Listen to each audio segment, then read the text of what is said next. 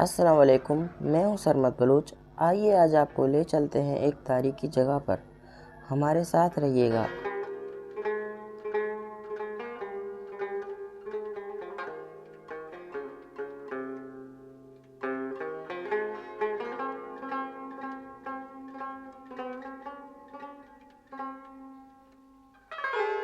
انسان کا اس کی تہذیب و تمدن سے رشتہ اتنا ہی پرانا ہے جتنا کہ خود انسانی تاریخ کا۔ کسی بھی ملک کے عجائب گھر وہاں کی تاریخ، تہذیب اور ثقافت کی عکاسی کرتے ہیں۔ ایسا ہی ایک عجائب گھر کراچی شہر میں نیشنل میوزیم آف پاکستان کے نام سے بھی قائم ہے، جہاں مختلف انواع و اقسام کی تاریخی نایاب اشیاء اور نوادرات رکھے گئے ہیں۔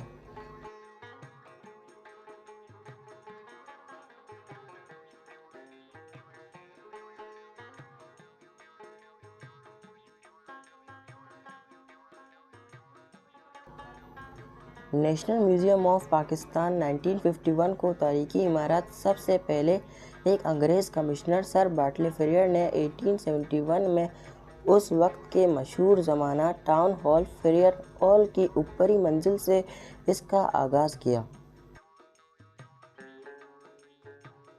اس میوزیم کو اس وقت وکٹوریہ میوزیم کا نام دیا گیا تھا۔ پھر اچانک اس میوزیم کو سپریم کورٹ کراچی کے رجسٹری آفس منتقل کر دیا گیا۔ عجائب گھر کی منتقلی کے باوجود اس کے نام میں کسی قسم کی کوئی تبدیلی واقع نہیں ہوئی اور اسے وکٹوریہ میوزیم کے نام سے ہی جانا اور مانا جاتا رہا۔ بعد میں برنس گارڈن، جو کہ قدامت کے اعتبار سے کراچی کا پہلا باغ تھا، اس کو قومی ورثہ قرار دے دیا گیا اور باغ کے اندر قومی عجائب گھر قائم کرنے کی منظوری بھی دے دی گئی، جس کے بعد تیزی سے اس کی تعمیر کا کام شروع کیا گیا اور جلد ہی ایک 5 منزلہ دیدہ زیب عمارت تعمیر ہو گئی۔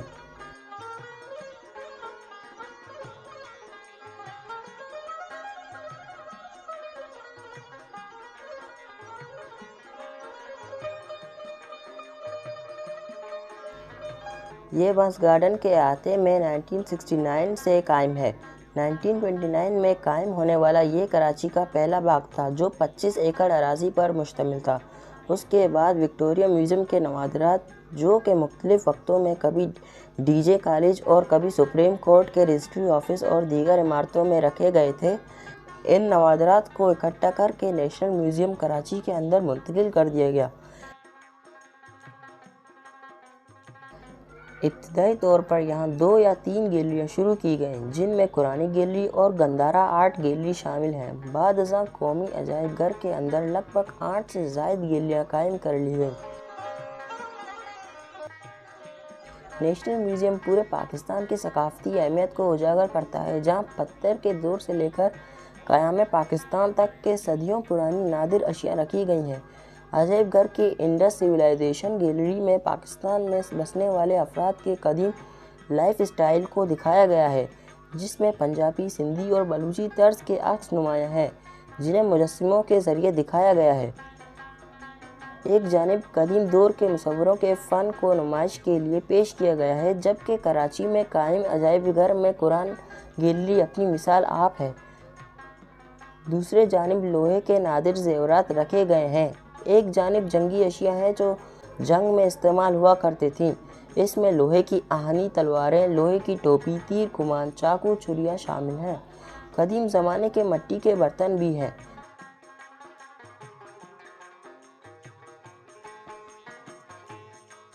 ایک اور گیلری میں ہڑپا کے کھنڈرات سے ملنے والے مجسمے اور موئنجو دڑو کے نوادرات رکھے گئے ہیں، جسے دیکھ کر قدیم ثقافت و طرز زندگی کو یاد کیا جا سکتا ہے۔ دوسری جانب ہندو گیلری میں گندھارا اور بدھ مت کے مجسمے رکھے گئے ہیں، جبکہ ان مجسموں میں ٹیکزلا کے مقام سے ملنے والے قدیم زمانے کے بدھا مجسمے بھی گیلری کی زینت بنے ہوئے ہیں۔ مٹی کے مجسمے اور بت تاریخی اعتبار سے انتہائی اہمیت رکھتے ہیں۔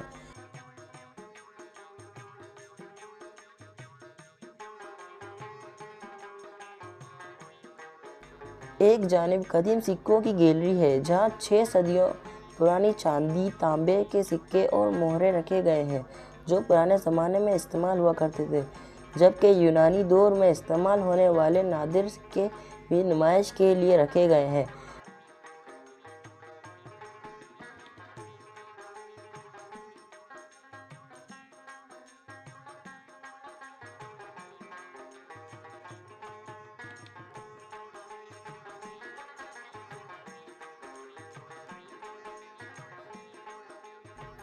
عجائب گھر کی تاریخ نئی نہیں بلکہ صدیوں پرانی ہے۔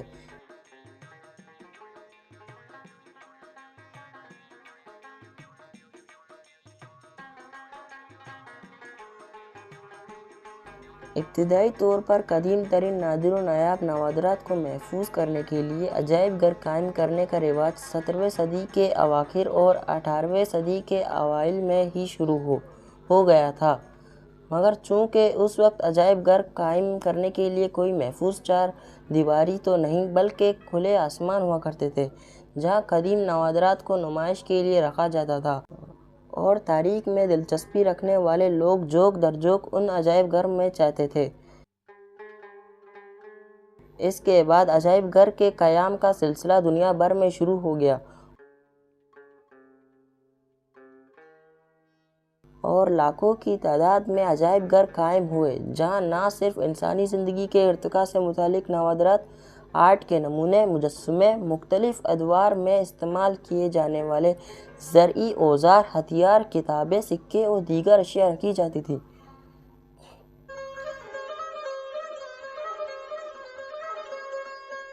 اس سلسلے میں اگر پاکستان میں میوزیم قائم کرنے کی تاریخ کو دیکھا جائے تو سب سے پہلے ایک انگریز کمشنر سر بارٹلے فریئر نے 1871 میں اس وقت کے مشہور زمانہ ٹاؤن ہال فریئر ہال کی اوپری منزل سے اس کا آغاز کیا۔ ابتدائی طور پر میوزیم اور جنرل لائبریری دونوں ہی فریئر ہال کی اوپری منزل پر قائم کیے گئے جہاں شائقین کی ایک بڑی تعداد نہ صرف مطالعے کا شوق پورا کرتی بلکہ تاریخ سے لگاؤ رکھنے والے لوگ ماضی میں استعمال ہونے والی نادر و نایاب اشیاء کا مطالعہ بھی کرتے تھے۔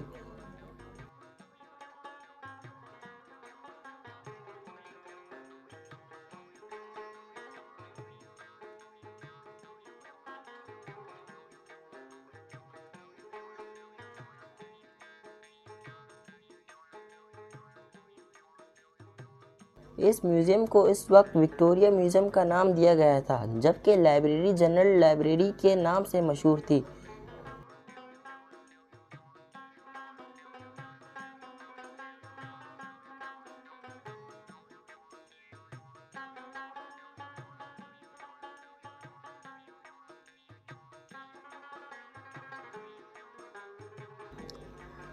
آج کے لیے اتنا ہی۔ اپنے ہوسٹ سرمد بلوچ کو اجازت دیجیے، پھر ملتے ہیں۔